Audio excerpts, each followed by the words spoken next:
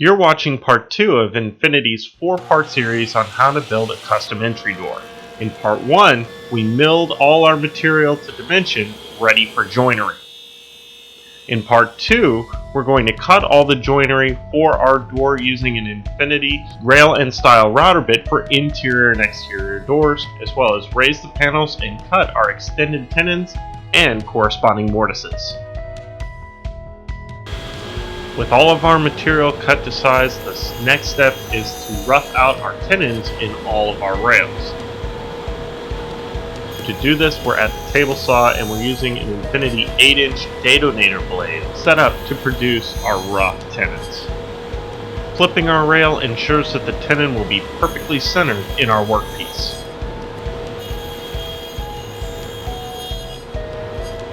To finish our tenon, we move to the router table and use Infinity Extended Tenon Cutter to both finish the thickness of our tenon and produce the proper cope profile. Because of the width of my kick rail, I'm using a homemade coping sled.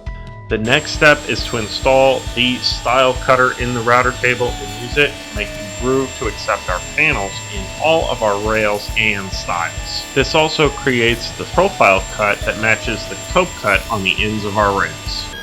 Finally, we need to notch the tenons on the top and bottom rails so that they will be fully captured in the mortises in the styles.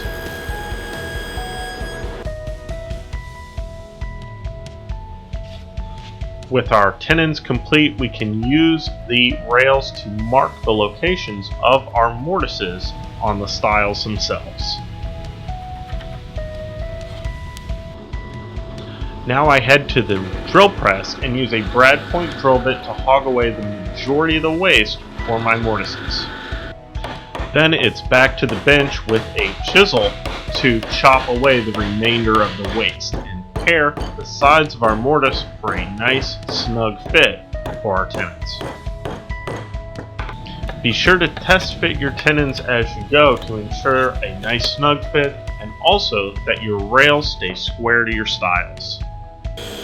With our frame complete, it's time to size our panels to final width and length. To rip my panels to final width, I'm using an Infinity thin kerf ripping blade, and I'm using an 80-tooth crosscut blade and my crosscut sled to cut my panels to final length. Now it's over to the router table to use my panel raising router bit to raise my panels.